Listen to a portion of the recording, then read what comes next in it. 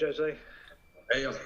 Congratulations on going top of the table. Obviously, it might be temporarily, but what did you make of the performance out there today? The performance, I would start by West Bromwich performance, because West Bromwich performance is what made us play in the way we did. They played defensively very, very well.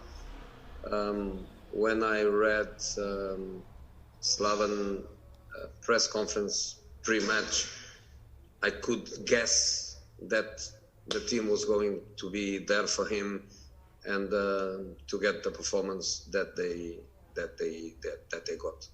So they gave us a very difficult match, and we played safe. Let's say that defensively we controlled the game well, but we couldn't find lots of spaces to play and to create lots of chances. In the last part of the game, they were starting dropping, and I felt that we needed a striker to change the dynamics, to change the positions, and to give them a new problem that until then they didn't have, because they were playing against our three attacking players.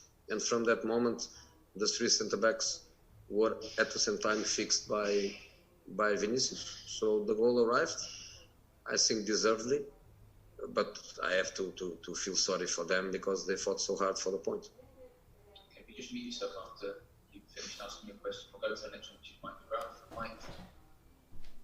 Jose, is that the type of match you probably would have drawn when you first got to the club? No, I never know. Sometimes it can happen. Lloris made only one save, but that save, I believe it was like 15-20 minutes to the end of the game. Could be a goal, 1-0, and probably we lose. But the reality is that the players, they understand the need of being a team in every moment of every game. And this game has some similarities to the one at Burnley, where the clean sheet kept us in the run for the 3 points. And then when you score a goal, it's time to be compact and to fight for that victory. So important for us because we are compensating away the points that we lost at home early in the season. Okay, Simon Stone, unmute. Thank you. Hi, Jose. You obviously have a lot of experience of winning titles and know that it's days like this that win titles. Is there enough combinations in your squad to give you the options to compete at the very highest level? No, there is when a team is champion or plays for the title, there is always a direct relation to your direct opponents. I would say that this team could be champion in many European countries. In the Premier League is the most difficult one to be, because in the Premier League you can do a good season, you can have lots of points, but in the end, Liverpool, Man City, Chelsea, Man United, Leicester, Arsenal. So you can have a good season and not be champion. So what can we do? We go match after match. We try to win. We don't care about the others. I promise you, I'm not worried about Leicester Wolves or City Liverpool. If Liverpool wins, it's because City loses points. If Leicester wins, it's because Wolves lose points. So I don't care. I just want the team to play match after match and go. In the end of the season, let's see where we are. We're going to go to JD Dyer. JD, thank you. Jose, 150 goals, Premier League goals for Harry Kane today. You as a manager who's managed against him and now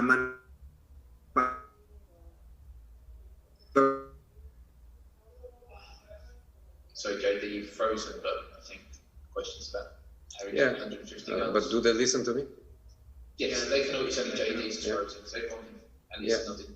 You know, when you go to stats in relation to the strikers, I always say that the stats should be how many goals the striker scored and what he did for his team in the matches where he didn't score. And many of the strikers, their history would be incredible number of goals that they scored plus 0. Harry Kane, you have to say, this number of goals, this number of assists, this number of balls recovered, this number of duels won, this number of balls that he saved his team in a defensive set piece. This is Harry Kane. It's goals plus these and these and these and that. So for me, it's not about one more goal or one less goal. It's about what he is as a player. I'm going to go 2 more, and I'm basing on those people that are on my list in order. So Charlie White, and then we'll finish with Matt Barlow. Charlie, go on to the next question. Hi, Jose. Quite a few of the Premier League teams are pulling their Danish players out of the international game next week. Just checking whether you're doing the same. We don't do the same. Pierre is in contact with his national team. Pierre wants, obviously, to try to play for his national team. Of course, we want Pierre back safe and in conditions to play. So it looks like we found a situation that protects us, protects the player, and allows the player to play one game for them. And the situation is very simple. The first match is a friendly, Denmark-Sweden. It doesn't go. The second game is for Nations Cup at home. So in Copenhagen, Pierre is suspended because he got yellow card against England. He's suspended, so he's not going.